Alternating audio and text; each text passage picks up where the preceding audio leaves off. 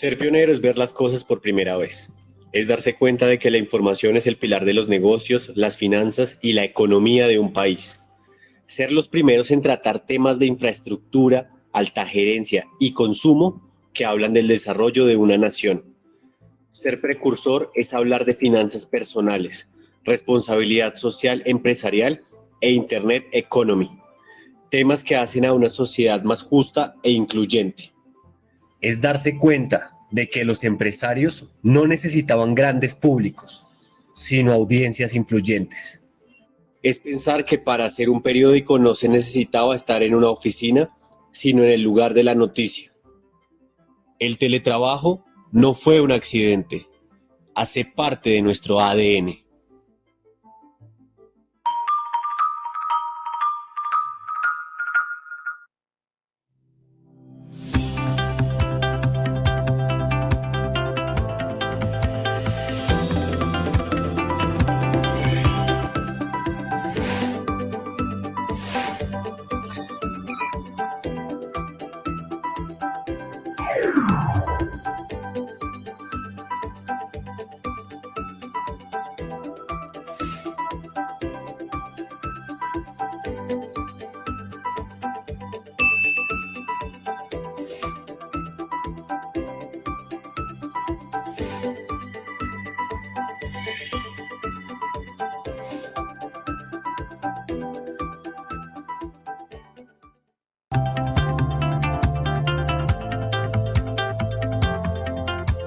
Encuentre toda la información sobre el mundo agrícola para hacer más rentable su negocio en el periódico para emprendedores rurales Agronegocios. Actualidad, tendencias, consejos, eventos y mucho más. Léalo cada 15 días con el diario La República y visítenos en agronegocios.co. Agronegocios, un campo de posibilidades.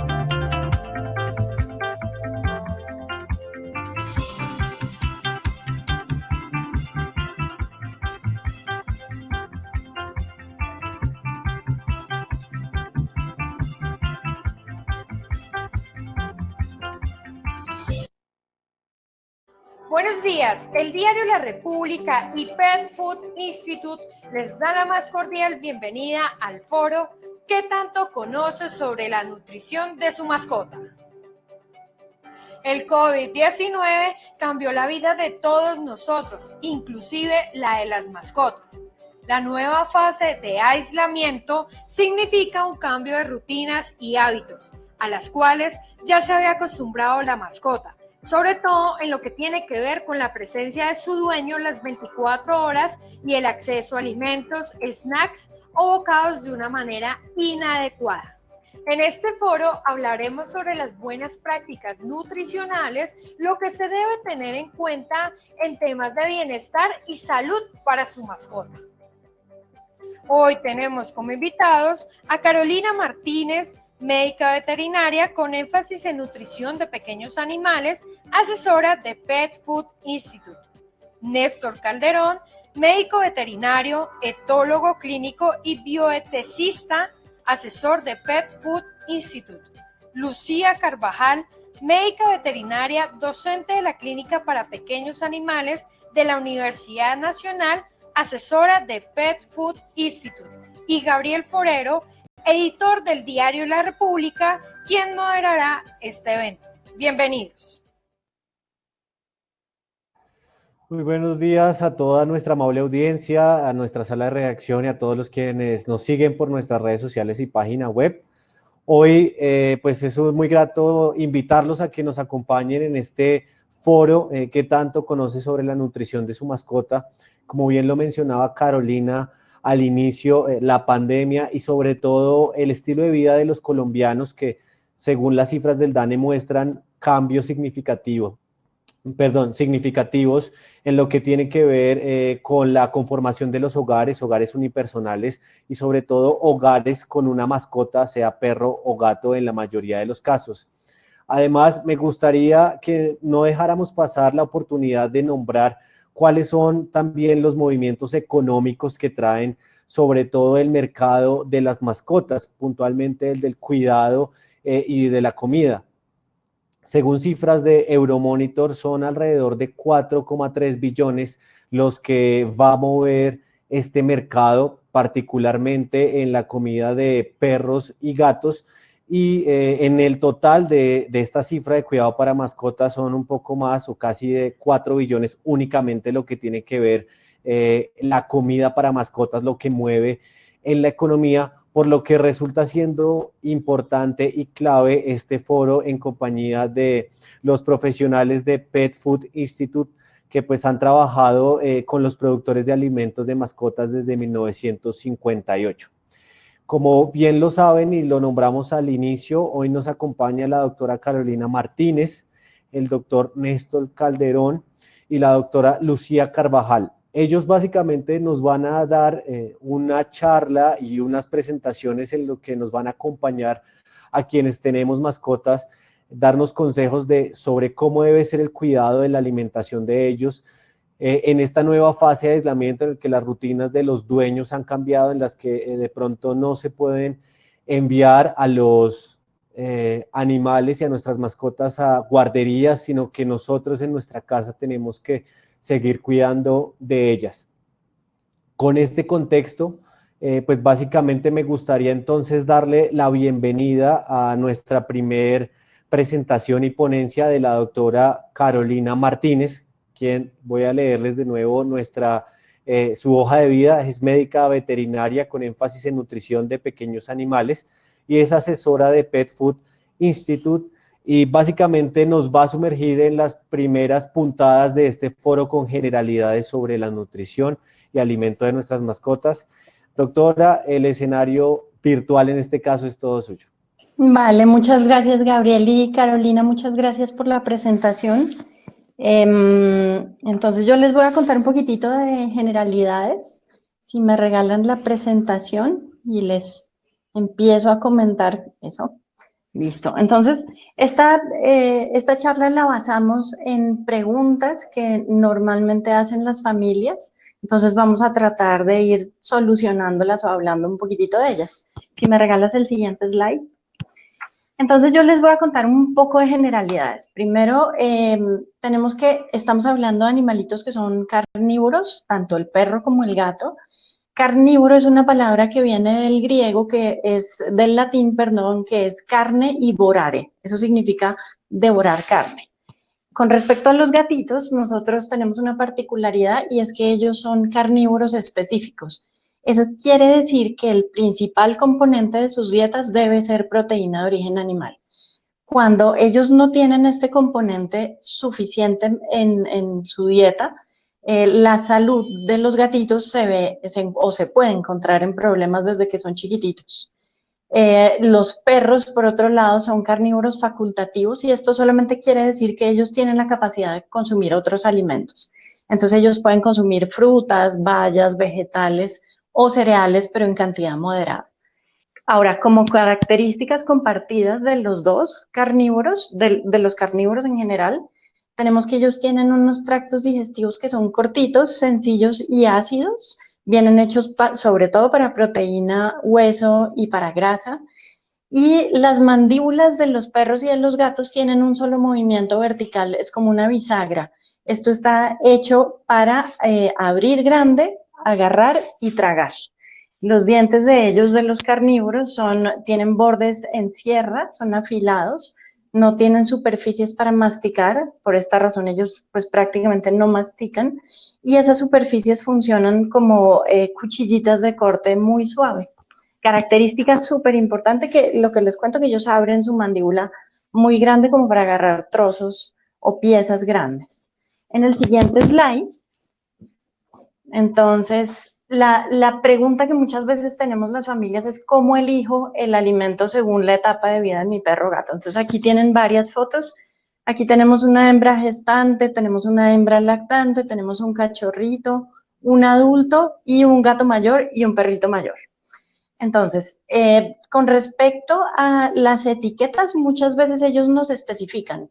Entonces, tendríamos alimentos disponibles para cachorros en crecimiento, para adultos y para viejitos, para gerontes.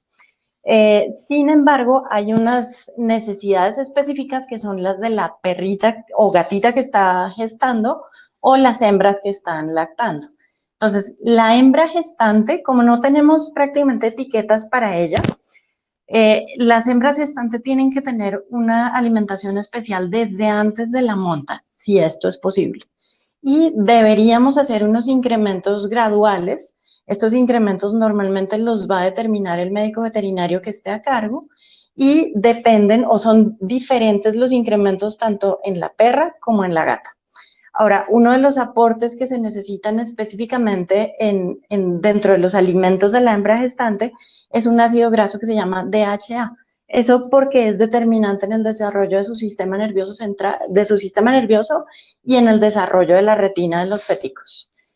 Con respecto a la hembra lactante, ella normalmente como sube de peso, cuando empieza su periodo de lactancia, baja de peso o empieza a consumir la grasa con el propósito de lactar, pero sigue teniendo necesidades de aportes de alimento mucho más altas que las que estarían indicadas para su peso normal. Estos incrementos de alimento en la hembra lactante, que incluso son un poquito mayores que en la hembra gestante, también deberían ser siempre dirigidos por el médico veterinario que esté a cargo, ya que las necesidades de la hembra que está dando leche dependen de varios factores, por ejemplo, la edad de los cachorritos y la cantidad de cachorritos que tenga. Ahora, tenemos que tener en cuenta que lo ideal es que los cachorritos lacten durante 2 meses al menos, entonces tenemos que tener estas condiciones de cuidado y de incrementos de alimento para estos 2 meses de lactancia, si es posible que ellos estén con ella, con la mamá. Ahora, cuando termina el periodo de lactancia, gradualmente empieza a disminuir también el aporte de alimento que se necesita en el caso de las hembras. Para el caso del cachorro en crecimiento, esto depende de varios factores. Los cachorros en crecimiento están en unas curvas de crecimiento que son bastante rápidas y altas los primeros meses. Y también normalmente está bien que uno se apoye con su médico veterinario para determinar qué tanta cantidad necesita consumir el cachorro. Esto ya les explico más adelante porque hay cachorros que tienen periodos de crecimiento mucho más largos. Los adultos, que serían el siguiente grupo, necesitan un porcentaje de alimento un poquito menor con respecto al de los cachorros, con respecto a su peso, porque ya pues ellos no están en crecimiento. Y en los adultos es importante que el aporte de alimento depende de necesidades particulares de la mascota. A veces esto se determina por la raza incluso, y también de factores como la actividad. Si hacen mucho ejercicio, necesitan un aporte mucho más alto. Y los viejitos o los gerontes necesitan una cantidad de proteína no tan baja para recuperar la masa muscular que están perdiendo, y se tiene que tener en cuenta en ellos, por ejemplo, que ellos van perdiendo piezas de dientes, entonces para que su alimento sea un poquito más blandito. Ahora, las etiquetas de alimento normalmente siempre son un apoyo para que nosotros cuadremos las cantidades o las raciones de alimento, y eso también puede tener algunas variaciones, entonces también es de charlar con el médico veterinario a cargo. En el siguiente slide, normalmente yo sugiero 3 características para tener en cuenta para elegir el alimento que vamos a darle a nuestra mascota. Entonces, primero, etapa.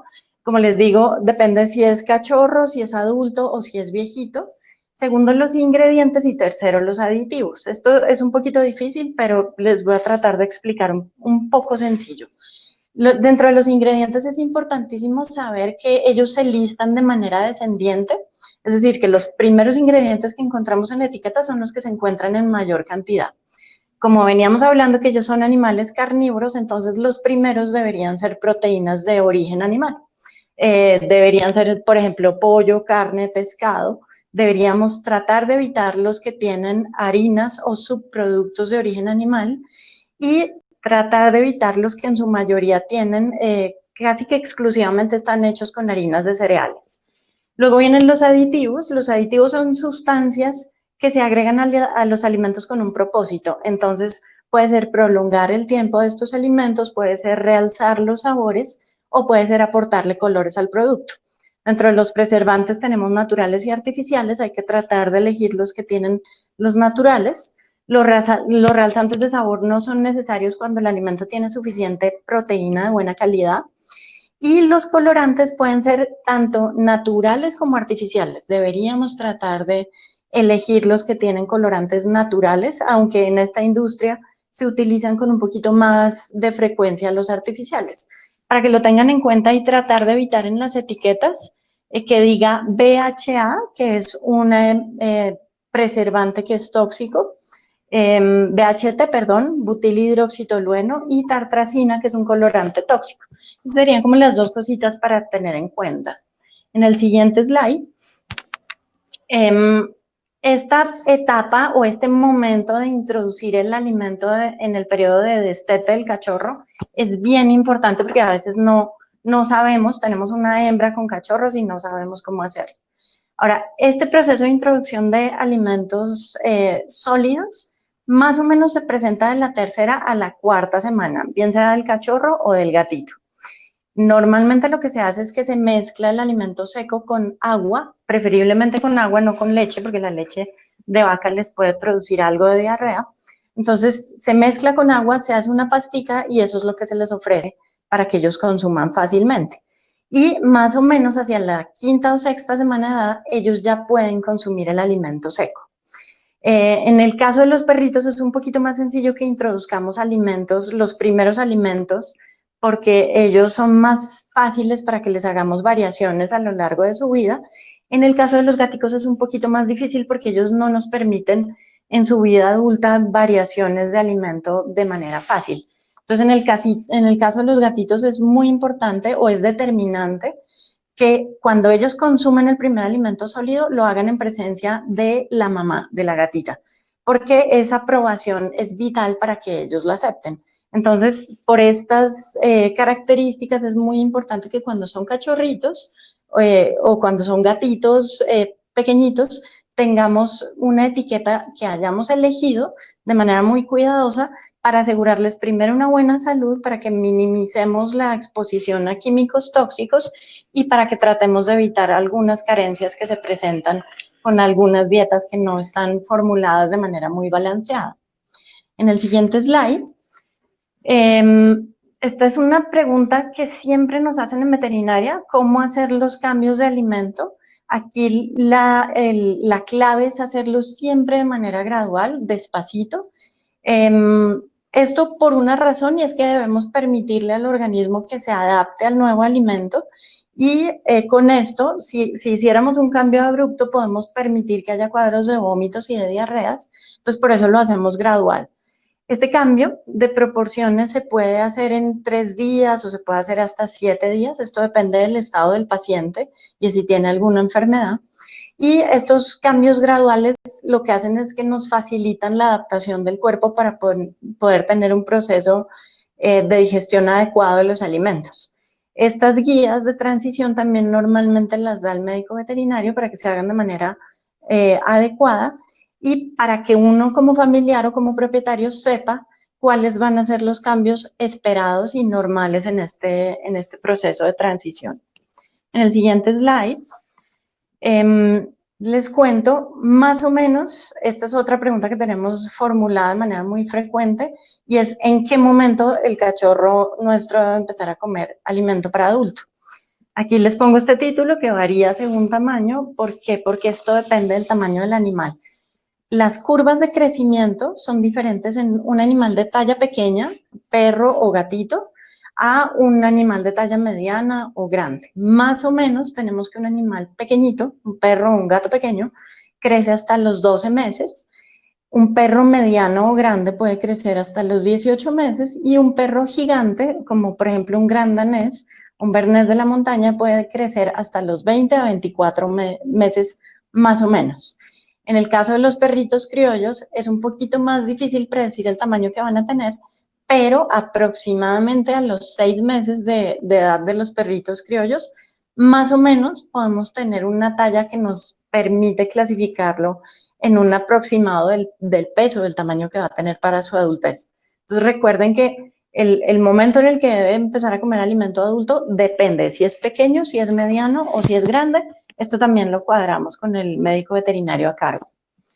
En el siguiente slide les cuento acerca de las raciones que debe comer diariamente el perro o gato. Aquí estamos, imaginémonos perritos sanos, porque los perritos que están enfermos o los gaticos que están cursando con alguna patología a veces necesitan indicaciones de raciones especiales, entonces eso también debe ser cuadrado con el médico veterinario a cargo.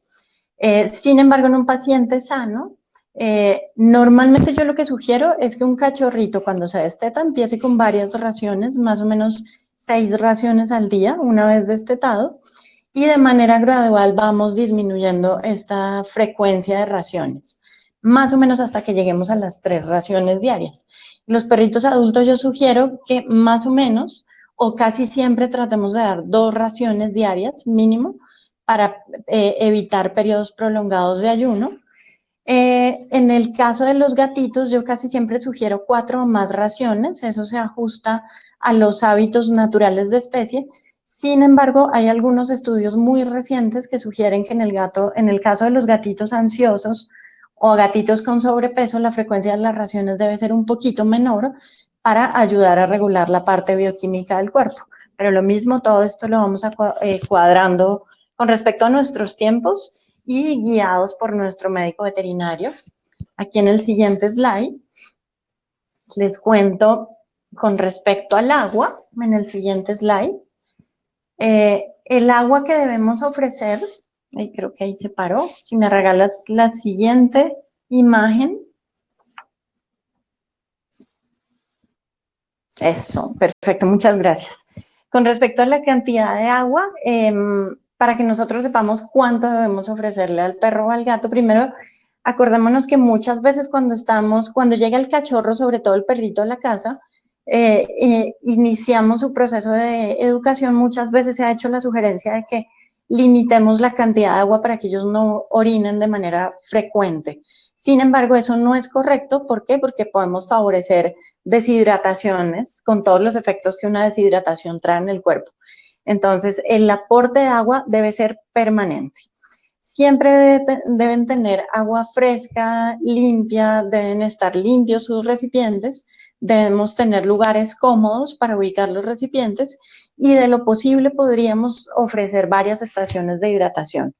En el caso de los gatitos debemos también poner varias fuentes y tratar de evitar que el consumo de agua dependa de nosotros, porque esto también lleva a cuadros de deshidratación.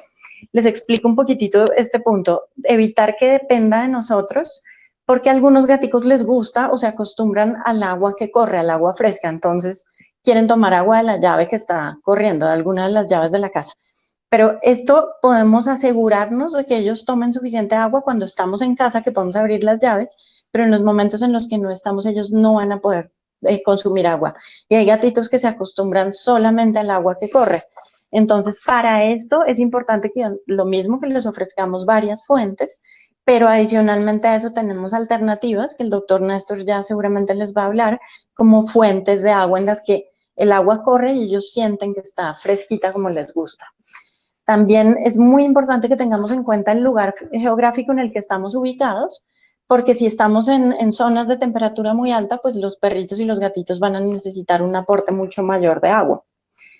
En el siguiente slide tenemos el tema de los alimentos, aparte de la comida balanceada que ellos pueden consumir. Entonces, hay muchos que pueden consumir, básicamente serían alimentos frescos y raciones pequeñas, pero tener cuidado porque hay algunos que deberíamos evitar. Entonces, lo que sí pueden consumir son frutas, algunas frutas, algunas verduras y proteína. Deberíamos tratar de evitar alimentos procesados con harinas refinadas, colorantes artificiales, preservantes artificiales, alimentos salados, condimentados o fritos. En caso de que nosotros en casa consumamos nuestra comida de pronto un poco salada, condimentada o frita, es mejor que estos alimentos no se los ofrezcamos a ellos. Deberíamos tratar de evitar siempre la auyama porque es tóxica para ellos. El chocolate también es tóxico. Entonces, en este caso, explicarle mucho a los niños que hay cosas que ellos no pueden consumir. Las uvas también tienen un componente tóxico. Algunas nueces, principalmente en los gatos, también podrían llegar a ser tóxicas. Y sobre todo evitar los huesos cuando los animales no lo saben consumir. Hay algunos que sí saben consumir. El veterinario normalmente se encarga de hacer como la explicación y el entrenamiento para dar ciertos tips. Pero definitivamente cuando el animalito no sabe consumir nada de huesos, es mejor que los evitemos. Y evitar, aquí insisto muchísimo, a toda costa el acceso a residuos de alimentos, es decir, a basuras, porque hay algunos que pueden llegar a generar obstrucciones, como las pepas de mango, que es lo que más sacamos en cirugía por obstrucción, y otras semillas grandes o tuzas de mazorca. Entonces hay que restringir completamente el acceso a las basuras o a los desechos de nosotros en casa. En el siguiente slide les explico rápidamente cómo elijo los premios para mi perro o gato. Aquí es el mismo ejercicio, revisar la etiqueta, en la medida de lo posible elegir pasabocas que sean naturales o que en las etiquetas no tengan aditivos, o buscar recetas que normalmente nos dan los médicos veterinarios para preparar pasabocas horneados en casa. En estas recetas, insisto, deberían darlas un médico veterinario con énfasis en nutrición para que sepamos que no les van a hacer daño y para que calculemos correctamente las raciones que ellos deben consumir al día. El siguiente slide ya es el fin de mi presentación. Cualquier duda que ustedes tengan me pueden buscar por Instagram o me pueden escribir al correo y ya le doy paso a mi profe, el doctor Néstor, con su presentación. Muchas gracias. Doctora Carolina, muchísimas gracias. Creo que esto es un buen abrebocas de lo que va a ser y el resto de presentaciones y posteriormente nuestro panel en este foro. Antes de darle paso al doctor Néstor, quien básicamente nos va a hablar un poco sobre el comportamiento y la influencia del comportamiento de nuestras mascotas con relación a lo que están comiendo, principalmente pues nuestros perros y gatos. Me gustaría darle a nuestra audiencia, que tenemos cerca de 300 personas conectadas en diferentes plataformas, que según un estudio de la firma Brandstad, en Colombia 6 de cada 10 hogares tienen alguna mascota. Puntualmente casi los porcentajes en cuanto a los hogares se mantienen constantes en las ciudades principales, salvo en Bucaramanga, que según este estudio que es con fecha 2019, pues da un 40%, mientras que ciudades como Cali o por ejemplo Pereira, pues casi llega al 70%, razón por la cual es importante este foro y pues continuar dándole a nuestra audiencia pues cuáles son las pautas. Vemos muy activos también a quienes están en nuestras plataformas, mandando algunas preguntas que seguramente consideraremos a lo largo y sobre todo en nuestro panel después de las presentaciones. Y después de este punto, pues quisiera entonces darle la bienvenida al doctor Néstor Calderón, quien es médico veterinario, etólogo clínico y bioeticista, asesor de Pet Food Institute. Bienvenido, doctor, gracias. Muchas gracias a ustedes, muy amables. Además de agradecer la invitación a participar de este foro, a los que están asistiendo como audientes y televidentes de esta presentación, estos comentarios para que por favor me pasen la presentación. Gracias. Básicamente, la presentación tiene esta pregunta de inicio y es: ¿qué tanto conocemos sobre el comportamiento alimentario? Cuando uno se hace esa pregunta, tiene que ver con nombres técnicos como comportamiento alimentario, comportamiento trófico, conducta ingestiva. Tiene diferentes nombres. Aquí lo importante, como lo mencionó ya la doctora Carolina, son ambos carnívoros. Y algo fundamental en este sentido de los hábitos alimentarios es que, como ella también lo mencionó, pueden cambiar. Ambos son mamíferos, por lo tanto, recién nacen, lactan de su mamá. Ella también lo mencionó, son 2 meses. Aquí lo importante de entender es que el destete en caninos es más rápido que en felinos, y es muy importante tenerlo en cuenta. Pero cuando pensamos en los hábitos alimentarios, me gustaría que recordáramos algo muy importante. Ella también nos mencionaba cómo el canino es un carnívoro generalista, él es facultativo, pero algo súper interesante entre estas 2 especies es que el perrito come realmente muy rápido, traga, casi no mastica. Y esto tiene que ver con su origen y evolución. Ellos, al ser carnívoros facultativos, incluso hasta carroñeros pueden ser, pero algo que caracteriza muchísimo su comportamiento ingestivo es que comen rápido. Y esto es una estrategia de supervivencia, porque cuando son cachorritos, si tuviéramos en el ámbito natural, si son cachorritos y llegan los adultos después de haber cazado, los cachorritos los lamen y hacen conductas de subordinación para que los adultos regurgiten esa cantidad de carne que han traído. Y si, por ejemplo, regurgitan una cantidad limitada y hay 10 cachorritos, solo el que coma más rápido, se atragante, por decirlo así, tiene más chance de sobrevivir. Entonces hago el comentario es porque aquí la responsabilidad es identificar cuándo realmente está comiendo normal, que lo hace rápido, y cuándo realmente tiene un trastorno. A diferencia de los gatos, al ser carnívoros especialistas, ellos comen mucho más despacio. De hecho, requieren un ambiente propicio para comer, porque muchos factores del medio entorno o incluso de la oferta alimentaria haría que ellos no comieran, desistieran en comer. Entonces, la razón de estas 2 preguntas iniciales es porque es muy importante, además de la calidad del producto, además de los comederos, bebederos, es muy importante entender estas tendencias naturales que ambas especies tienen. En este caso, para concluir esta parte, los perros pueden comer rápido, pero es muy importante saber cuándo están comiendo muy rápido, realmente, más de lo normal, mientras que los gatos son mucho más especializados, por decir así en un sentido jocoso, son aristogatos. Si las condiciones para comer, si la presentación de la comida no son las adecuadas para el individuo, probablemente no coman. Y si sigo en esta secuencia, la pregunta sería ¿cuánto tiempo? Porque aquí algo muy importante que le pido a todos los que están acompañándonos es que el principio de que el hambre hará comer y la sed hará beber no es un buen principio para trabajar con nuestros animales. Aquí lo importante es entender que la conducta alimentaria o ingestiva está muy relacionada con la conducta social. Y esto es muy importante para los perros, porque su naturaleza comportamental es ser miembros de un grupo, ser sociales, ser de manada. Por lo tanto, algunos perros que tienen, al igual que los gatos, influencia por el aprendizaje para comer, pueden estar mucho más facilitados para querer comer si están solos o no están solos. Me explico. Muchos perritos, al igual que muchas personas, no comen si están solos. Comen solo en presencia de otros individuos del grupo. Se sienten motivados por esa presencia del grupo.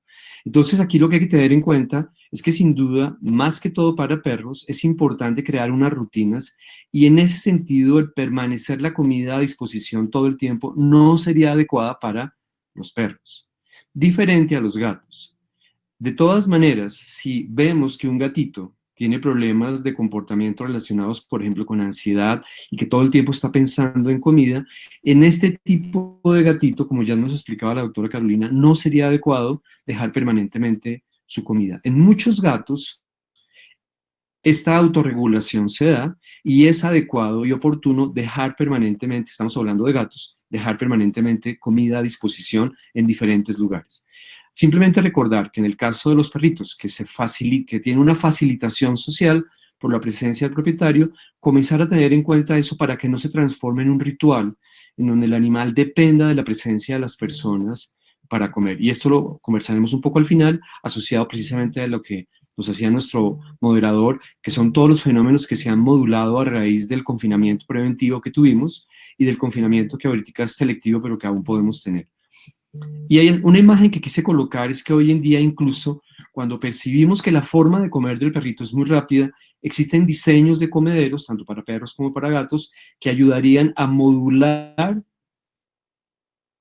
ese consumo ansioso de algunos animales, que ya lo veremos más adelante. ¿Y esto por qué lo estoy mencionando? Porque existe un área de especialidad en la medicina veterinaria y, por supuesto, también en medicina, que es la psicodietética, es decir, entender qué relación existe entre la dieta y el comportamiento. Porque además lo más fascinante que hoy en día la ciencia nos ha demostrado es que, por ejemplo, el aparato digestivo en humanos y en animales tiene un papel muy importante en la conducta. De hecho, en el intestino delgado se producen más neurotransmisores incluso que en el propio cerebro. Entonces, esa microbiota, esa flora intestinal, puede estar influenciada por la composición de los alimentos y el tipo de dieta que un animal recibe. Pero particularmente, eso también lo mencionaba la doctora Carolina, hay unos ingredientes en la dieta que estarían mucho más relacionados con la conducta, particularmente las proteínas. Veíamos cómo ambos son carnívoros y las proteínas son muy importantes, algunos aminoácidos en particular, los carbohidratos y los ácidos grasos, porque muchos ingredientes se manejan en dietas especiales para ayudar no solamente al sistema nervioso, sino a modificar algunas conductas en particular, porque ellos actúan como neuroprotectores y para evitar especialmente el envejecimiento del sistema nervioso a través de la antioxidación. Es decir, la dieta podría ser utilizada como prevención, como parte de un aporte diagnóstico y como parte del manejo de problemas de comportamiento. Y hoy en día en el mercado nacional e internacional hay dietas especializadas, hay nutracéuticos que son nutrimentos con propiedades terapéuticas para modular, por ejemplo, estrés y ansiedad. Y hay suplementos que pueden ayudar, recuerden, normalmente para proteger el sistema nervioso y para evitar que el envejecimiento del sistema nervioso sea rápido. Tendríamos entonces, ya lo he mencionado, pero lo quise colocar después, es porque mucho del trabajo en la conducta alimentaria está relacionado con los horarios y con las rutinas, especialmente en los perros, especialmente en los perritos.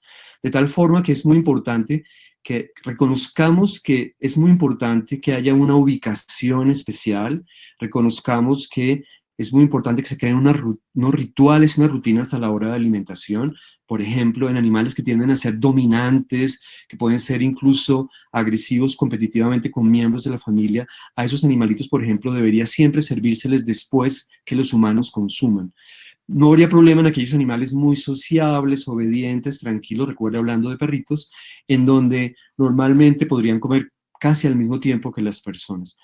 Algunos de esos rituales son importantes porque quisiera que no perdieran de vista y recordaran en esta charla es que la conducta alimentaria está muy relacionada con la conducta social y podrían presentarse, ya lo vamos a ver, algunos problemas relacionados con esa conducta, y muchos de esos problemas se pueden prevenir si creamos unos horarios, unas rutinas regulares para que desde cachorritos en nuestros perros ellos se habitúen a ese tipo de manejo de la alimentación.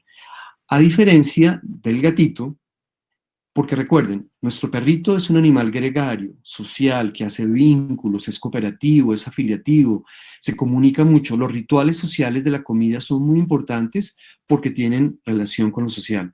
Con los gatitos, más allá de que esos horarios o rutinas, lo más importante para el gatito es poder comer tranquilo. Puse a mano izquierda unas imágenes, tanto en un albergue en América Latina como en una situación de una colonia de gatos, en donde a veces se presentan inconvenientes por desconocimiento de esa naturaleza. Cuando hablamos ya no de gatitos en albergues, no de colonias de gatitos, sino de nuestros animales de compañía, gatos que viven con nosotros, especialmente cuando compartimos perros y gatos la casa, aquí lo importante es entender, si hay perros y gatos, normalmente lo ideal sería que los comederos de los gatos estén elevados. Los bebederos también, pero hay bebederos que pueden compartir perros y gatos. Pero es muy importante que la comida del gato esté elevada. De hecho, es muy importante que el gato tenga varias fuentes de alimentación, es decir, que tenga varios comederos pequeños, idealmente cóncavos en diferentes lugares y en diferentes altitudes, porque para el gato es muy importante que su ambiente esté enriquecido. A eso se le llama una intervención multimodal del entorno. Y más allá que comprar elementos que pueden ser costosos o no, la idea es, con cosas muy simples, yo puedo generar que el gato pueda tener diferentes niveles para poder comer, porque recuerden, necesitamos que cuando el gato vaya a comer, esté tranquilo. Si el gato no está tranquilo, él no va a comer bien. Y el hecho de sugerir que sea cóncavo es porque algunos gatos en particular, si hay algún espacio en blanco en su comedero, puede que disminuya el consumo. Por eso es tan importante que haya varias ofertas, tanto como lo mencionaba la doctora Carolina, de agua, como de comida, especialmente si el gato no tiene problemas de ansiedad, no tiene problemas de sobrepeso. En este caso sería ya necesario restringir un poco y crear unas ciertas rutinas para el consumo de este animal, a diferencia de un gato normal. Pero ya lo mencionaba con los gatos, el estrés es muy importante, es un factor que puede afectar realmente el consumo. Y no solamente el estrés, las emociones de nuestros animales. Es decir, en el caso de los perros, hay perritos que cuando se excitan y se emocionan, consumen más. Hay animalitos que cuando están bajo cuadros de ansiedad, perros o gatos, consumen más, de forma análoga a que ocurre con nosotros, los humanos. Pero por supuesto, cuando hay estados depresivos, de tristeza, o cuando hay procesos de separación, eso puede involucrar un cambio en el consumo de alimento. Conclusión de esta diapositiva muy importante para que por favor no lo olvidemos. El comer está influenciado por el aprendizaje. Yo puedo aprender a comer de forma regular o a ser caprichoso, voluntarioso para comer como una forma de aprendizaje a través de rituales, pero también los estados emocionales en los que el animal se encuentra pueden influir en ese cambio del consumo alimentario, y algo que debemos ser muy cuidadosos para modular es el estrés. Cuando hay estrés, especialmente en gatos, el consumo va a disminuir. Cuando hay ansiedad, el consumo podría aumentar, y en el caso de perritos, cuando hay estrés y ansiedad, puede ocurrir cualquiera de las dos. Por lo tanto, siempre que haya un cambio en el patrón de consumo de nuestros animales de compañía, será importante que haya una valoración comportamental del animal. ¿Qué problemas se pueden presentar? Apetito caprichoso, el animal no quiere comer bien, o hay animales que velan, roban o se la pasan pidiendo. A veces por estados emocionales o por estrés puede haber sobrepeso y obesidad. A veces pueden comer cosas indigestas o incluso pueden comer materia fecal. O a veces pueden tomar y tomar y tomar y tomar. Y algo que no puse ahí solamente porque puede transversalizar algunos de estos trastornos, es que hay animalitos que pueden ser agresivos relacionados con la comida. Protegen el plato de comida, se vuelven muy agresivos. Entonces aquí lo importante, porque hoy obviamente no es el objetivo de la charla, es entender que sí pueden haber problemas de comportamiento y que será importante que en ese momento haya apoyo del médico veterinario, y en ocasiones podrá ser necesario el apoyo del especialista en psiquiatría animal o en psiquiatría veterinaria o en etología clínica, que es como se le llama, para tratar de resolver esos problemas de comportamiento relacionados con la comida. Y recuerden, aunque no lo coloqué en la diapositiva, hay algunos animales que pueden ser, además de esto, agresivos relacionados con su plato de comida o con un premio o con un objeto que consideran que es comida. Y para concluir, una pregunta que me parece que transversaliza y que se planteó desde el inicio de este foro, es que cuando hablamos de buenas prácticas de nutrición, es cómo promover la calidad de vida, cómo promover el bienestar. Y fíjense, mencionaba lo del tema de las emociones y el estrés, es porque ahora han habido muchos cambios. personas y animales nos hemos tenido que adaptar a transiciones por el problema de la pandemia. Pero aquí lo importante es, retomando lo que decía la doctora Carolina, la calidad de los componentes y la energía que aporta este alimento sería importante tenerlo en cuenta. Pero, ¿dónde estaría el concepto de bienestar nutricional? En la saciedad, en cómo este animal se siente satisfecho con el alimento que le estamos ofreciendo, con la cantidad de alimento y la frecuencia que le estamos ofreciendo.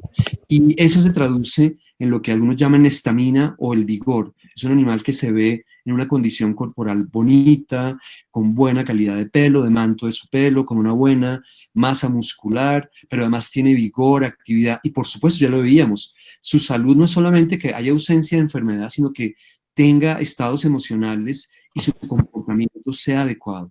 Por lo tanto, cuando el animal está saludable física y comportamentalmente, sin duda podremos garantizar una mayor expectativa de vida y, más allá de que viva mucho, una buena calidad de vida. Muchas, muchas gracias. Damos paso a nuestro siguiente panelista. Doctor, muchísimas gracias por contarnos entonces la importancia de la alimentación, que a veces de pronto se puede pasar desapercibido en sobre todo cómo la alimentación se muestra en el comportamiento de nuestras mascotas, principalmente en nuestros perros y gatos.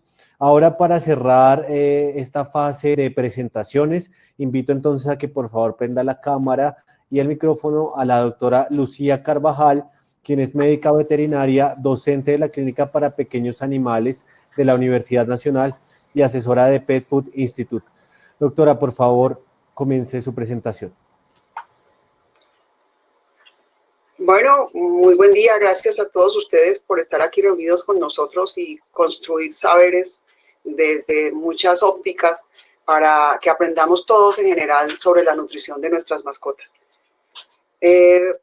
Para seguir con nuestra propuesta de preguntas y respuestas más frecuentes y recoger y reafirmar lo que los dos panelistas han expuesto, vamos con la primera pregunta. Le dicen a uno, bueno, ¿y cuándo pienso yo en la nutrición de mi cachorro? Y entonces aquí tengo que hacer una invitación a mirarnos hoy por hoy como la familia multiespecie en la que nos convertimos.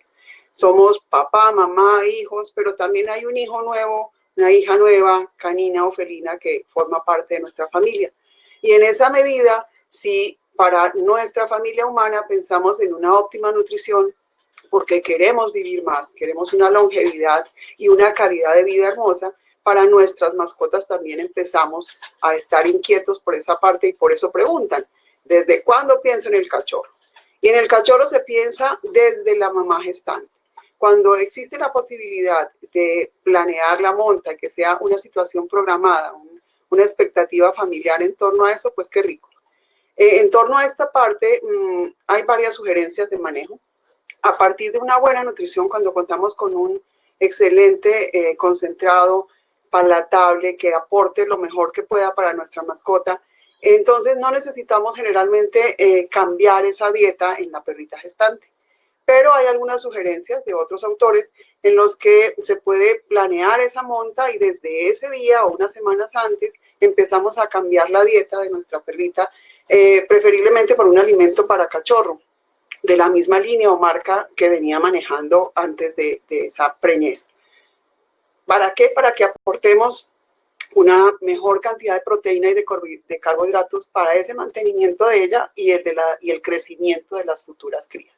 Entonces existen varias propuestas, puede ser o reintroducirla a una dieta paulatinamente, como nos decía la doctora Carolina, nunca un cambio brusco, sino vamos mezclando un 25% de la dieta con el 75% de lo que estaba y luego un 50% más y vamos incrementando hasta que quede la nueva dieta que estamos proponiendo. Se puede incrementar a veces en cantidad, a veces en frecuencia, en cantidad de veces día en la que le demos a la perrita. Todo siempre enmarcado dentro de una individualidad. No es lo mismo una perra pug, como vemos en la diapositiva, que un animal de talla grande que requiera otro tipo de manejo, que haya entrado con obesidad o que sea de un peso normal, su estado sanitario, todo eso es fundamental para elegir esa parte. Y hay que prepararnos, como nos decía la doctora Carolina, para la siguiente fase, que es la más interesante y en la que se gasta más energía. Entonces, esta parte de la lactancia es en la que se incrementa mucho más la comida. En las 3 primeras semanas de lactancia, la perrita necesita mucho más fuente proteica y energética para generar la leche, y todo depende, nuevamente hablamos de una individualidad en la que el número de crías y tamaño de la mamá es fundamental para elegir. Entonces, a veces llegamos hasta un punto en el que en la 3ª semana hablamos de triplicar la dosis con la que estábamos trabajando antes. Bueno, y aquí importantísimo igualmente es que miremos que varía, ya vimos como el doctor Calderón nos muestra, el comportamiento alimentario entre perros y gatos. La gatica gestante preferiblemente no debemos cambiarle la dieta ni antes ni durante su gestación, porque es mucho más selectiva y rigurosa en lo que le gusta y en lo que no le gusta. Pero sí que tenga un suministro de agua permanente y, ¿por qué no?, que complementemos con alimento concentrado, enlatado, que es húmedo, que le da una mayor digestibilidad y le aporta también muy buenos nutrientes. Bueno, en el contexto diario también nos preguntan, bueno, ¿cuándo debo destetar los cachorros y gatitos? Ya vimos la gestación, la lactancia, y ahora ¿cuándo los vamos a separar de la mamá? Entonces, aquí es fundamental que veamos el aporte que el calostro, es decir, esa primera leche que produce la hembra canina o felina en las 24-72 horas siguientes al parto, es fundamental que la consuma, porque le está transmitiendo inmunidad con toda la información que por vacunas y que por su vivencia frente a infecciones naturales ella haya tenido, y ya le pasa esa información a través de ese calostro a los cachorros. Los empieza a defender desde la parte digestiva, y no solo en la vía digestiva, sino el resto de su constitución queda protegida con ese consumo del calostro. Y posteriormente, pues que la lactancia sea, como estamos hablando hace un minuto, que sea una fuente proteica, una fuente de minerales, que aporte una microflora, es decir, que tenga una excelente digestión, porque esas bacterias permitan que se digiera de la mejor manera este alimento. Entonces, si partimos de ese buen calostro, de esa excelente lactancia, podemos hablar que lo sugerente es que en la 6ª u 8ª semana empecemos a reintroducir a los cachorros y gatitos al alimento concentrado que va a nutrirlos durante su primera fase, y empiecen a dejar de consumir leche, e igualmente eso estará directamente relacionado con que volvamos a disminuir la dieta para la perrita o para la gatita y vuelva a su peso normal antes del aprendiz. Bueno, cuando hablamos de nutrición hay muchas preguntas, ¿cierto? ¿Qué debo hacer para mantenerlos bien nutridos? Y aquí hablamos de que es una evaluación integral de vida, es decir, uno no es únicamente lo que come, es cómo vive y qué hace. Entonces, desde esta medida, la invitación es a que tengamos una correcta nutrición, que evaluemos por etapas, como nos enseñó la doctora Carolina, con las características por especie, que nos decía el doctor Calderón, cuál es el mejor alimento, cuál es el que nos aporta la mejor cantidad de proteína, el mejor origen de esa proteína, y en esa medida complementar con una suficiente cantidad y fuente óptima de agua que ese animal se nutra. Esa será la nutrición correcta desde ese punto de vista. Pero también tiene que tener actividad física, sea canino o sea felino, sea de una raza activa como puede ser el Border Collie, o una un poco más sedentaria y tranquila como pueden ser otras personalidades, llamémoslas así. Entonces necesitamos que, además de que coma, tenga actividad física, y si no vamos a pasarnos a un punto de obesidad que no es lo que necesitamos. Entonces, enriquecer el medio para que el gatito esté activo, claro que sí es fundamental. Las inmunizaciones son parte de la nutrición. Si yo no tengo un buen esquema vacunal, tengo el riesgo de que haya enfermedades. Y cuando un animal se enferma y deja de comer o tiene comportamientos de vómito, de diarrea generados por la enfermedad, pues vamos a entrar en una desnutrición. Entonces, esa parte hay que tenerla muy bien cubierta. De otro lado, también es importante la asistencia dental. Aquí una imagen vale más que 1000 palabras.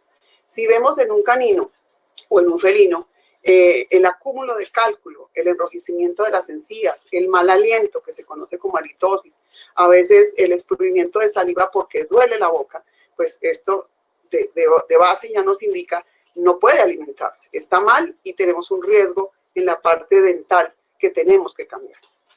Ya más adelante hablamos de esa parte del cuidado de la parte oral de nuestros gatos y perritos.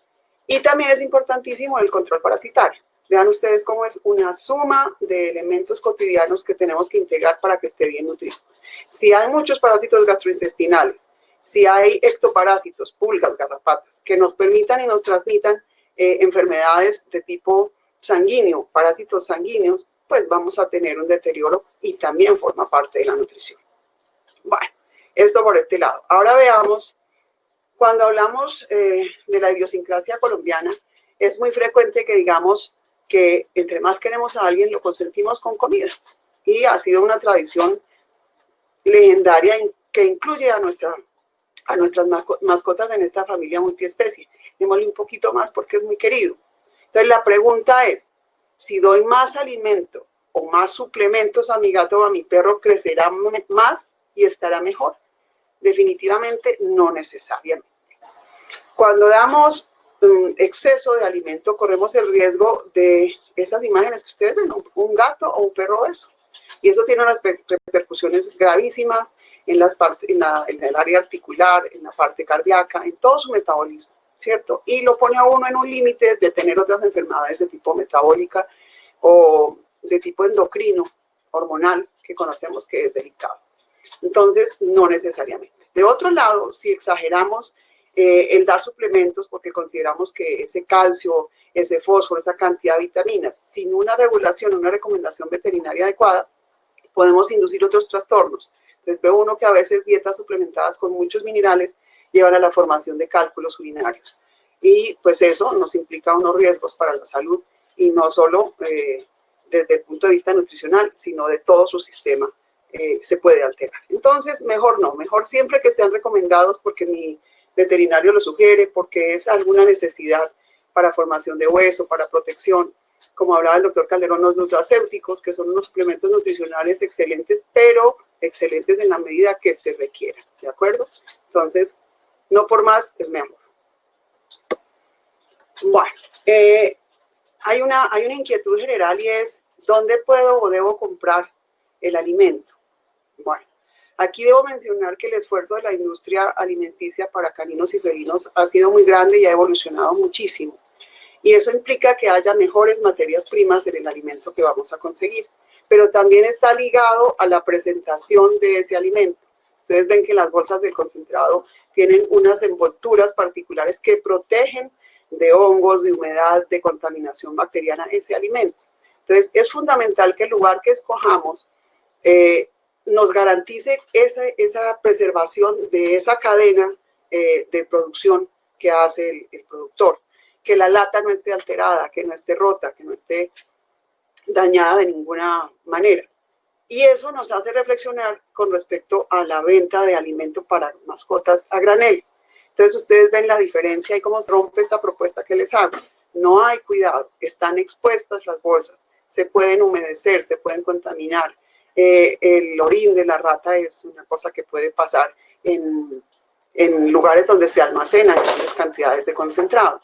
Entonces, es importante que evitemos ese consumo a granel, la bolsita, la libra, lo que está destapado, lo que no está higiénicamente presentado, es una alerta para no comprarlo en ese tipo de lugar.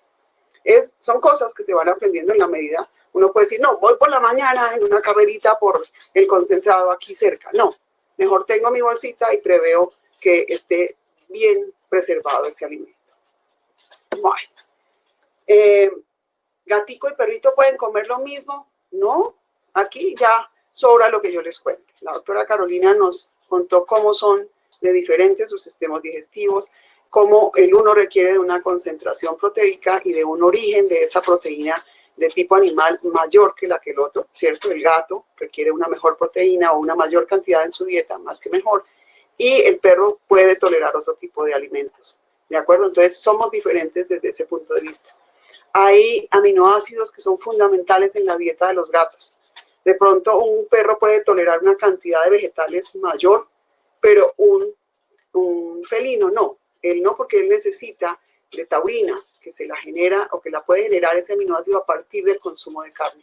Cuando es el vegetal lo que es su fuente de alimentación, pues no va a poder llegar a tener los niveles suficientes de ese elemento y pueden entrar en problemas de retina y retinopatías que son irreversibles y que terminan generando ceguera para estos animales. Entonces, no son lo mismo definitivamente. Gato no es perro chico y en la parte nutricional son diferentes. Están creados alimentos planeados, muy bien desarrollados para ir a mezclar alimentos y permitir que consuman lo uno o lo otro que no corresponde. Bueno, hay una pregunta que a veces nos hacen en torno a malas experiencias o en torno a lo que otras personas les cuentan. Cuando somos propietarios de animales de razas grandes, está muy asociado a esto. Mi perro es grande y juguetón. Puede salir a jugar después de comer. Esto es una alerta para que tampoco lo hagamos, ¿de acuerdo? ¿Por qué no? Porque el tamaño de su abdomen permite que si consume mucho alimento o este alimento es de baja calidad y tiene muchos carbohidratos y se fermentan y hay un consumo de agua y salimos a jugar, ese estomaguito se dilata, pero a más de dilatarse se puede girar y torcer sobre su eje y nos genera unas alteraciones hemodinámicas, es decir, circulatorias en su sistema sanguíneo que convierten a la entidad que se conoce como dilatación, torsión, volvulus gástrico en una urgencia, en un riesgo de la vida para mi animal que generalmente no dan tiempo suficiente. Entonces, aquí la parte de prevención es fundamental en cuanto a calidad del alimento, que no sea altamente fermentado, que veamos que él no tenga acceso y por su apetito voraz se quedó el área del concentrado o el bulto del concentrado expuesto y él pueda acceder y consumir más de lo que debe y que aparte de eso entonces comió y fuimos a jugar y tenga un riesgo adicional que pudimos prever. Bueno, hoy por hoy ustedes se dan cuenta que hay muchas entidades que uno puede ir manejando desde la parte nutricional. Una pregunta a veces es, bueno, ¿es verdad que si le cambio el alimento mi perro se va a dejar de rascar? Claro que sí, puede hacerlo si esa es la causa del prurito que estamos viendo. Entonces, en el dibujo, lo que quería era plantearles a ustedes cómo las alergias alimentarias tienen esa distribución más frecuente en orejas, en palmas de las manos, en el abdomen, en la ingle del animalito. Y uno puede intuir, ¿es esto un proceso alérgico al alimento? Y tenemos que ver cómo vamos excluyendo de la dieta que vamos a proponer ciertas proteínas que uno va conociendo son las que pueden generar la alergia. Entonces vamos seleccionando el alimento por exclusión y va a ser un proceso largo, claro que sí. Y a veces es desilusionante, pero hay que ser constantes. No antes de un mes, casi que 2 meses, no veo un cambio total. Va uno viendo un cambio gradual en ese prurito que va disminuyendo porque encontramos cuál es la mejor dieta. Y hay que mantenerse muy juiciosos. Aquí, como nos decía la doctora Carolina y el doctor Néstor, hay que aprender en familia, a que no damos bocados, a que el niño que es pequeñito y está comiendo su papilla le bota al perrito porque le gusta ver cómo come rapidito. No, hay que enseñarle al chico que no es esa la opción porque estamos haciendo una dieta excluyente. Y esto no se refiere únicamente a la parte dermatológica. Hay una gran cantidad de manejo nutricional que podemos dar para otras entidades en pacientes geriátricos, procesos renales, procesos hepáticos, procesos neoplásticos, inclusive neurológicos. ¿Por qué? Porque como nos contaba el doctor Calderón, a partir de una digestión de una microflora se generan una gran cantidad de elementos nutricionales y de sustancias que interactúan a nivel circulatorio con mi cerebro, con el cerebro de nuestras mascotas y que da una respuesta. Entonces, en esa medida, desde la nutrición podemos hacer un manejo excelente de una gran cantidad de entidades, ser complementarios de los procesos para recuperar a nuestros pacientes. Bueno, ¿cómo cuido los dientes de mi perro, de mi gato? Es un reto constante, diario, ¿cierto? Digamos que en estado natural y en otros sectores de nuestra población, cuidar de los dientes de perros y gatos no es un objetivo primordial dentro de las familias. Pero nosotros que convivimos tan cercanamente con ellos y que empezamos a seleccionar los alimentos para que sean de mejor calidad, para que la cantidad de carbohidratos no se genere una cantidad de cálculo que se adhiera a los dientes de nuestras mascotas, vamos aprendiendo a que tenemos que enseñarles desde cachorritos a que nos permitan limpiarlos, que podamos manipularlos con un cepillo, con una gasa, con una crema dental para canino, y que podamos hacer un barrido, como aprendemos a hacerlo en la parte odontológica para nosotros, y que evitemos la formación de sarro y la formación posterior de cálculo dental, como vimos en otras diapositivas.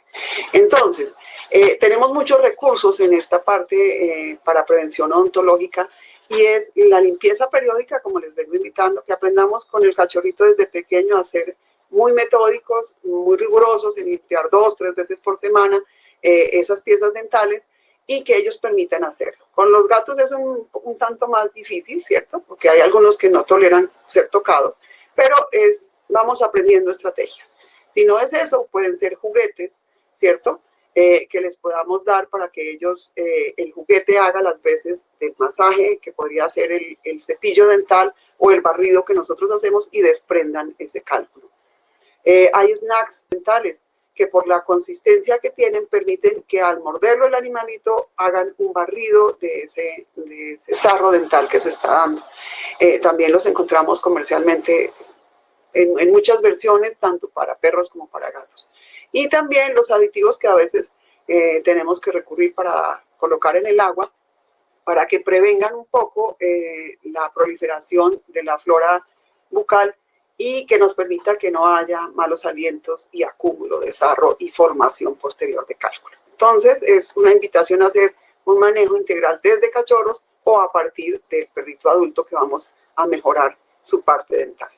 Y también tenemos que recurrir en más de una oportunidad a una profilaxis periódica, ¿de acuerdo? Es un proceso en el que tendremos que evaluar muy bien a nuestro paciente, porque requiere una anestesia general para hacer una limpieza total y muy juiciosa, y empezar a prevenir a partir de ahí, de la profilaxis, con los elementos que acabamos de aprender.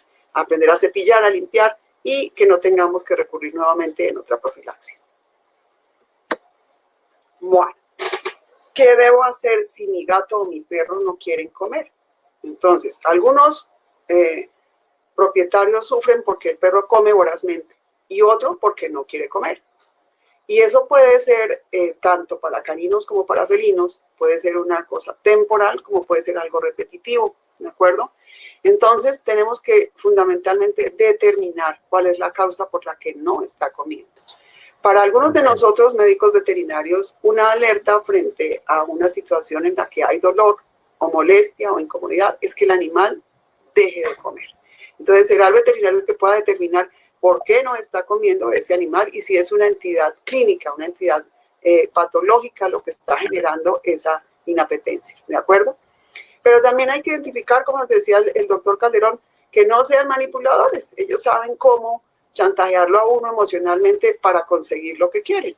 Entonces, dentro de su inteligencia perruna, pueden ser caprichosos porque es que quiero que estés ahí conmigo para comer, o quiero que me cambies porque esto ya no lo quiero. Pero en esos cambios de dieta, como veíamos que deben ser graduales, no podemos permitir esa manipulación e identificar qué es lo que más conviene e ir educando, sin dejar que deje de comer porque, como dijo el doctor Calderón, ¿el hambre lo hará comer? No, eso es una limitante complicada en algunas especies. Bueno, también es importantísimo que los mantengamos hidratados si no quieren comer. El recurso suero oral es importantísimo mientras llegamos al día siguiente con nuestro veterinario. Tiene que estar hidratado, tiene que consumir y que por lo menos elementos menores estén dentro de su sistema digestivo. No es un montón, son pequeñas dosis, son poquitas las cantidades y dadas con cuidado de manera oral sin que por afán o por manipulación brusca vayan a inducirnos a una broncoaspiración. Es decir, que ese líquido que íbamos a pasar para la parte digestiva se vaya por la tráquea y llegue a los pulmones. Entonces, es ver que esa posibilidad de mantenerlo hidratado esté ahí mientras llegamos al recurso médico. En gaticos, sí definitivamente es una alerta mayor. El gato, y preferiblemente, o más importante, si se trata de un animal obeso, es fundamental encontrar la causa de ese no consumo para evitar que pase a problemas hepáticos graves. Entonces hay que recurrir pronto a la consulta veterinaria para solucionar el por qué no está comiendo. Bueno, hasta aquí lo que tenía para contarles. Muchísimas gracias a todos y a todos los que hicieron posible nuestro encuentro. Gracias. Doctora Carvajal, muchísimas gracias por su presentación. Ahora, para que entremos a la recta final de este foro, invito a nuestros demás panelistas a que prendan su cámara. Perfecto, muchísimas gracias. Vamos a tratar y voy a tratar de reunir algunas preguntas que ha hecho nuestro auditorio virtual en esta mañana. Entonces vamos a arrancar con unas generales y luego algunas muy puntuales que voy a repartir entre cada uno de ustedes para que podamos abordar el tema.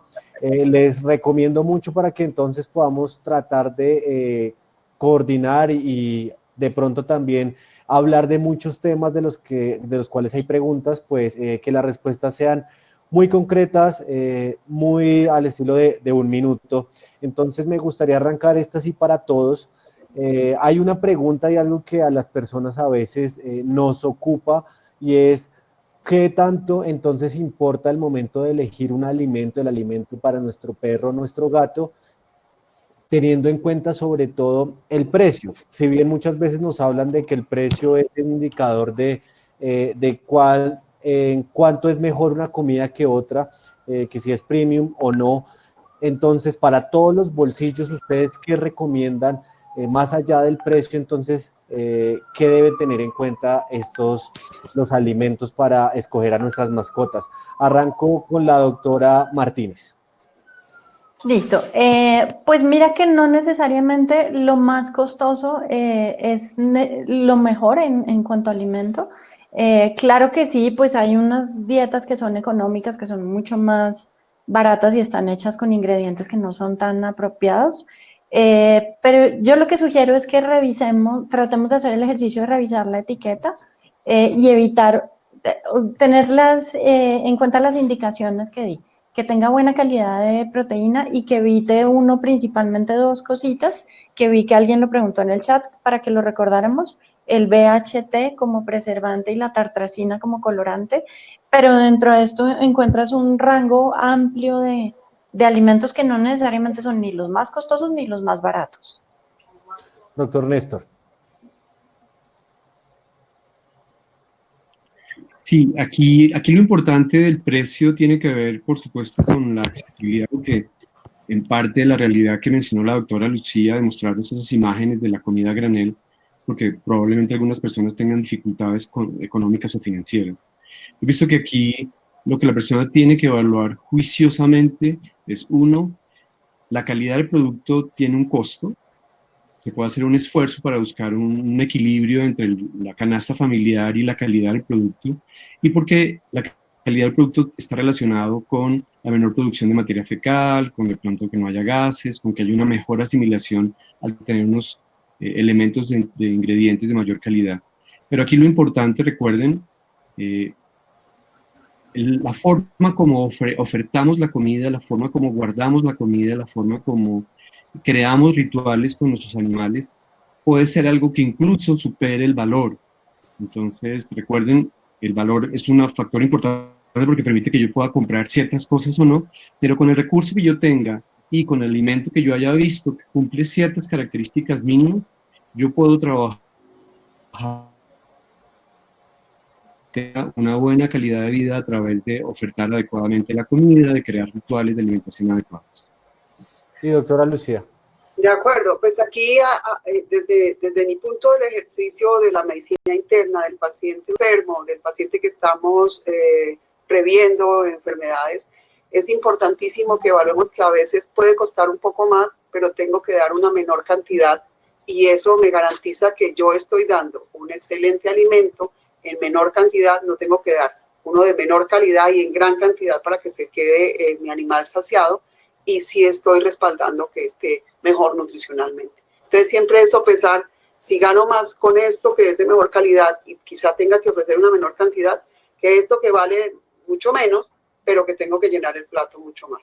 Entonces sí es hacer el ejercicio de revisar etiquetas, de mirar mis costos y de ver costo-beneficio para mi mascota. Gracias. Teniendo en cuenta esto, otra de las preguntas recurrentes de algunos de nuestros asistentes es la dieta BARF. Uno ve por redes sociales también que empiezan a ofrecer la dieta BARF, que es esta dieta, ustedes seguramente, pues alguno nos lo puede explicar, que está fundamentada sobre todo en lo que ellos dicen y promocionan, pues una dieta natural, una dieta totalmente lejos de conservantes, como en teoría pues tendría un concentrado. Quisiéramos entonces preguntarles eso, ¿qué tan bueno, qué tan malo y qué hay que tener en cuenta si alguien evalúa la posibilidad de dar una dieta BARF? Arranquemos al contrario como lo hicimos antes, doctora Lucía. De acuerdo, vale. A ver, son dietas que se han ido creando según las necesidades y los requerimientos y los estudios de muchos profesionales y las solicitudes de algunos propietarios. Entonces volvemos a lo mismo que hemos hablado y es individualizar, es decir, en mi ambiente familiar, en mi entorno económico, a mi mascota, qué es lo mejor que le conviene. Y siempre que esté, reitero, individualizada la necesidad nutricional de mi mascota. Es decir, cambiar de un alimento concentrado a una dieta natural, cruda o cocida, como sea, en un felino es un proceso que debe tener un acompañamiento médico veterinario y de un nutricionista. No por la información que llega masivamente y dice, no, esta es buenísima. Hay que asesorarse y si deciden en algún momento el cambio del concentrado a una dieta natural, debe estar respaldado por una excelente producción y una cadena de frío, sobre todo en aquellas que son alimentos crudos, porque la contaminación nos puede llevar a otras cosas que no necesitamos. Entonces, siempre individualizado, ver el requerimiento del animal, el beneficio del costo de invertir y del manejo y preparación de esa dieta y lo que voy a lograr, y si puedo hacer un cambio gradual y mi mascota lo va a tolerar. Entonces, siempre es un proceso integral y los beneficios de cualquier dieta están en su elaboración. Es decir, que tenga excelentes elementos en su producción y el manejo de la cadena de frío en el caso de los alimentos crudos o de la preservación en el caso de los concentrados. Esa sería mi propuesta. Doctor Calderón. Doctor, el micrófono, no lo estamos escuchando. Disculpen, y yo quisiera solamente recordar que cualquier producto alimentario, cualquier medicamento, debe tener las mismas condiciones de bioseguridad y de vigilancia que normalmente se tiene, y eso significa que haya registros que permitan garantizar que el producto ha tenido un control y un seguimiento. Entonces, por favor, no se olvide que cualquier alimento, cualquier medicamento que administremos a nuestro animal de compañía tenga esos certificados que lo hacen seguro y viable para nuestros animales. Doctora Martínez. Sí, Gabriel, lo que tú dijiste es importantísimo y es aprender a reconocer las diferencias. Entonces tenemos alimentos industrializados que son secos, húmedos y semihúmedos, y tenemos el grupo grande de las dietas frescas. Dentro de las dietas frescas hay muchas variantes. Entonces hay BARF, que es crudo, que es un alimento biológicamente adaptado o adecuado para la especie, y es crudo, pero no todo alimento fresco es BARF. Hay unas que son cocidas, otras que son deshidratadas, liofilizadas, congeladas. Entonces es importante como que nos refiramos bien a los términos, porque no todo es BARF. Y tal cual lo que dicen los doctores, hay que tener cuidado con el proceso de manufactura, como en cualquier preparación de alimento, y hay que individualizar. Entonces, todas las dietas pueden ser fantásticas o pueden ser muy malas si no están bien balanceadas. Entonces, está bien, hay que tener cuidado. Perfecto. Ahora, antes de volver a unas preguntas generales, voy a hacer un par de preguntas que tienen que ver a las diferentes exposiciones que ustedes hicieron. Hay una puntualmente para el doctor Calderón, que si bien todos podrían responder, pues usted como experto en lo que nos expuso sobre el comportamiento, lo que nos preguntan es entonces, ¿qué se debe hacer cuando los perros o los gatos dejan de comer la comida que se les estaba dando y que parece que se están cansando de lo que están comiendo? Esto es un sinónimo de qué está pasando en su comportamiento, por qué lo hacen. Cuéntenos un poco de qué se trataría, pues, esto que dejen de comer. Claro, aquí lo importante de reconocer es que nuestra responsabilidad, porque los tres somos médicos, es hacer que las personas comprendan que cualquier cambio en la conducta puede tener alguna implicación en el organismo del animal. Es decir, los perros y los gatos tienen una dimensión que también como en personas se denomina psicosomática.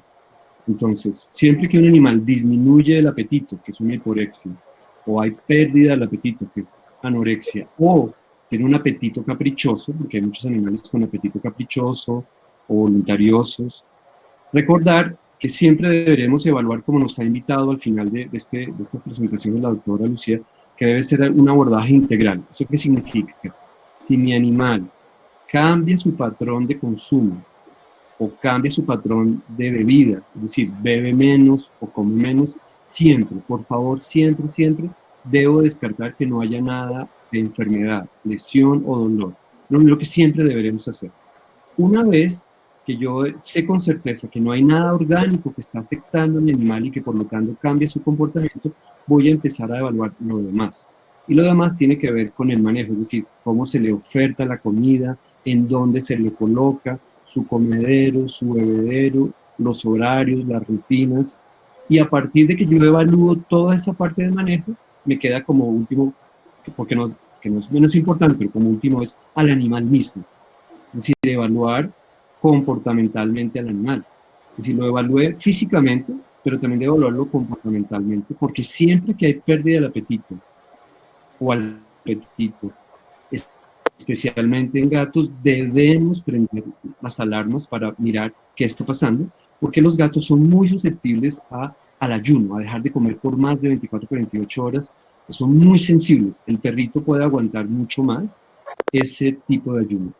Vuelvo, repito, siempre es importante el diagnóstico en donde yo descarto que no esté enfermo, descarto que no haya dolor, descarto que todo el manejo, el almacenamiento, la oferta, los platos, preguntaban si, por ejemplo, en gatos, idealmente que el agua esté separada de la comida, que no estén juntos. Cuando yo evalúo todo eso, va a ser mucho más fácil entender si mi animal requiere de una atención médica veterinaria urgente o simplemente con modificaciones en el entorno, con cambiar la ubicación, con modificar ciertas cosas sencillas de manejo, el animal vuelve y recupera su apetito y el consumo de agua. Pero siempre que pase eso, debemos revisar y debe haber atención médica veterinaria. Es muy importante. Gracias, doctor. Otra de las preguntas que nos hacen, esta se la voy a transmitir a la doctora Lucía, tiene que ver con lo que usted tocó en su presentación y es, entonces, la pregunta es, después de comer, ¿cuánto tiempo se debe esperar para salir con el perro o pues que empiece también actividad física el gato? Una vez comer, ¿cuál es ese tiempo prudencial? De acuerdo. Volvemos a la individualidad, desafortunada o afortunadamente, pero sí por lo menos 45 minutos en el que por lo menos el vaciado gástrico hacia la parte intestinal se haya verificado en un cierto porcentaje. Y sobre todo ser enfático en que esta dilatación, torsión, volvulus gástrico que les mencionaba en la presentación es más frecuente en animales de talla grande. Entonces, y el ejercicio brusco, es decir, si después de consumir su alimento y pasados 45 minutos camina y no es un ejercicio brusco de vamos por la pelota, por el frisbee, que me implique que el movimiento acelere algún tipo de proceso, entonces estará bien el salir y caminar. Pero sí ser enfática en que es la actividad brusca, con un abdomen, con un estómago repleto de alimento y de agua, los que son el predisponente. Entonces sí, 45 minutos estarían bien. Generalmente los gatitos consumen pequeñas porciones varias veces al día. Entonces eso también hace una dinámica diferente y tal vez un riesgo diferente de que esto suceda con los felinos. Ellos van jugando y su juego no es activo, pero no es brusco como puede ser con los caninos. Esta sería la sugerencia. Perfecto. Y doctora Carolina, hay otras preguntas, pero también para perros. ¿Cada cuánto entonces es aconsejable darle esos snacks o esos premios para que no vayamos entonces a afectar ese comportamiento de ellos y que hagan cosas en función de los premios? Claro, ahí es importante, se les pueden dar todos los días en procesos en los que se están educando, también se les pueden dar pues durante todo el proceso. Lo importante es que no superemos cierta cantidad, lo que se habla más o menos es que los premios no superen el 10% del consumo total de alimento al día, porque si no ellos van a querer más premios que su comidita. Entonces es eso básicamente. Perfecto, ya tenemos que ir cerrando, entonces voy a hacer una pregunta general para que con esto terminemos este foro. Vuelvo a agradecerles a ustedes, panelistas, y a todos quienes nos han seguido a lo largo de esta mañana. Y la pregunta tiene que ver entonces básicamente con, teniendo en cuenta que continúa el aislamiento, que las rutinas han cambiado, ¿qué consejo le dan a las personas que acaban de tener un cachorro o que están pensando en medio de todo esto, de que todavía no podemos salir y retomar esa normalidad de antes y evalúan la posibilidad de tener una mascota? ¿Qué consejo le dan y que sea infaltable? Arranco con el doctor Néstor. Sí, lo más importante es que el estilo de vida de la familia debería estar relacionado con la raza o el perfil comportamental de la raza. Entonces, la primera petición es que tengan en cuenta esa tendencia racial que cada individuo tiene respecto a la actividad física, respecto a la actividad relacionada con el juego, para que se puedan integrar, porque si de pronto yo soy un deportista extremo y me compro un bulldog para salir a trotar, no sería la mejor raza para eso. Entonces, una primera petición, que el tipo de animal que escojamos, pensando por la especie perro o gato, tenga que ver con mi estilo de vida. A propósito del confinamiento, lo más importante pensando en gatos es el respeto por la privacidad de los gatos y el que el gato pueda disfrutar de sus momentos solos en lo que se conoce como sus lugares de aislamiento o seguridad, encima de algo, abajo de algo, atrás de algo, adentro de algo. Eso es muy importante, sobre todo si hay niños. Y reconocer que el gato, para que pueda comer bien, le gusta estar tranquilo. Entonces, respetar esa privacidad. En el caso de los perritos que van a estar mucho más apegados, recordar que podemos seguir haciendo ejercicio. Por fortuna, en este momento de la pandemia se puede hacer ejercicio, regular los contactos físicos simplemente, eso es todo. Tener mucho cuidado con los productos de higiene cuando regresamos en la limpieza para evitar quemaduras o afectaciones físicas de nuestros animales. Y lo mismo, así como respetamos la privacidad de nuestros gatos, es muy importante que permitamos que creemos rutinas en donde nuestros perros puedan estar separados, para que cuando ya tengamos que volver a la rutina cotidiana no haya problemas de ansiedad, no haya problemas de trastornos por la separación. Y eso implica que seamos juiciosos, ya la doctora Carolina nos mencionó, seamos juiciosos en los bocados, seamos juiciosos en las rutinas, que inclusive para nosotros, porque a veces ahora en confinamiento estamos viendo mucha televisión cuando comemos. Lo ideal no es que nuestros rituales de alimentación se respeten, que ojalá no comamos todo el tiempo frente al televisor, de la misma manera no todo el tiempo estemos reforzando o dando premios para mostrar cariño, como nos contaba la doctora Lucía. Entonces, la privacidad de nuestros gatos y que nuestro perrito aprenda a disfrutar estar solito y que a veces queremos rituales para que estemos separados, aunque estemos dentro de casa. Perfecto. Doctora Carolina. Sí, complementándolo al doctor Néstor, que es una gran respuesta, solamente yo diría como que pensemos en la nutrición siempre como una inversión en salud, así de pronto no sea tan económico, eso se nos va a reflejar a futuro en buena calidad de vida. Esto que aplica para todas las personas que en este momento están teniendo nuevos animalitos en su casa, independiente de que sean perros o gatos, siempre que se acerquen a su veterinario ante cualquier duda. A veces buscamos mucho en las redes sociales y encontramos información que puede ser verídica y otra que no tanto. Tratar de no generalizar por los ejemplos de personas que les puede haber ido de manera magnífica con algo independiente de lo que sea. Y el ejercicio, la actividad también, insisto que es súper determinante. Hay algunas ayudas extras que de pronto no reconocemos o no conocemos fácilmente, pero para estos momentos de ansiedad, de angustia, para esta pandemia que ha sido tan difícil para todos, hay elementos que nos pueden ayudar mucho en la casa. Entonces hay esencias florales, hay fitoaromaterapia, hay muchas alternativas que se pueden buscar con veterinarios especialistas en estas ramas para apoyar todos estos procesos en la casa. Perfecto. Y doctora Carvajal. Vale, aquí también yo quiero retomar y reforzar lo que acaban de decir mis compañeros desde el concepto que les planteé de familia multiespecie. En esa relación tan estrecha que se da con el que ya está o con ese nuevo ser que va a entrar a jugar parte de ese engranaje que es nuestra familia, tenemos que ver que ellos siempre serán el reflejo de cómo estamos nosotros, que los improntamos desde la parte energética, desde la parte del actuar cotidiano, con lo que tenemos como miedo, como angustia, como ansiedad, y que ellos son permeables a todo eso, porque recibimos por los sentidos una cantidad de información y ellos son mucho más sensibles y la captan. Y sus cerebros hacen un metabolismo de esa información y generan la producción de unas o de otras hormonas, enzimas, sustancias de distinta índole que hacen que esté o bien o mal, que empiece a enfermar o que tenga una vida tranquila.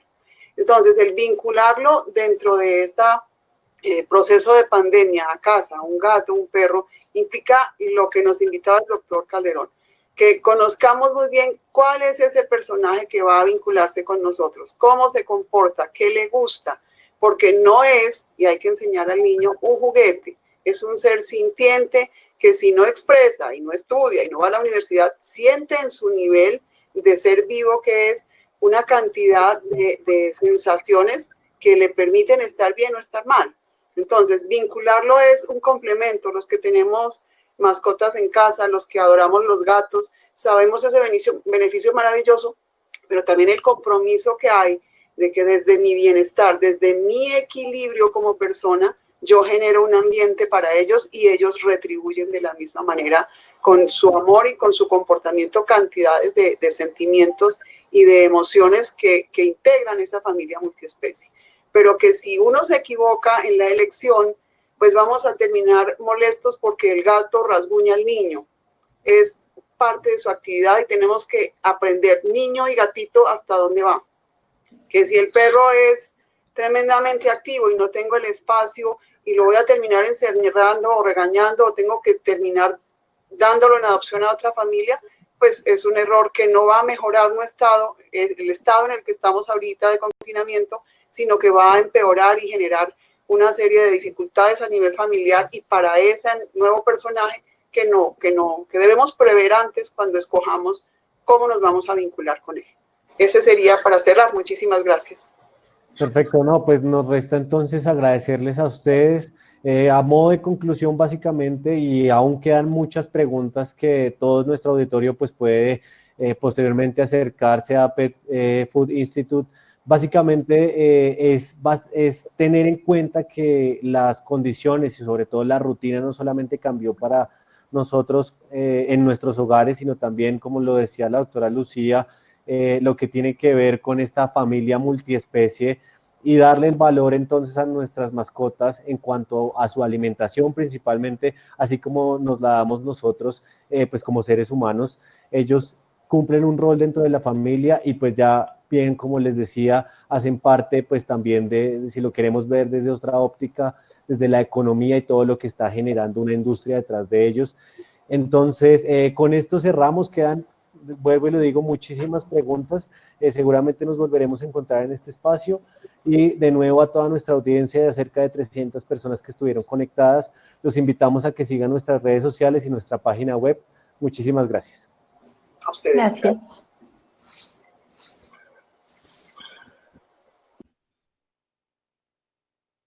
Agradecemos a nuestros invitados por habernos acompañado el día de hoy, así como a todos los asistentes que se conectaron. Finalizamos el foro ¿Qué tanto conoces sobre la nutrición de su mascota? Los invitamos a que se conecten a nuestros próximos foros virtuales LR. Muchas gracias.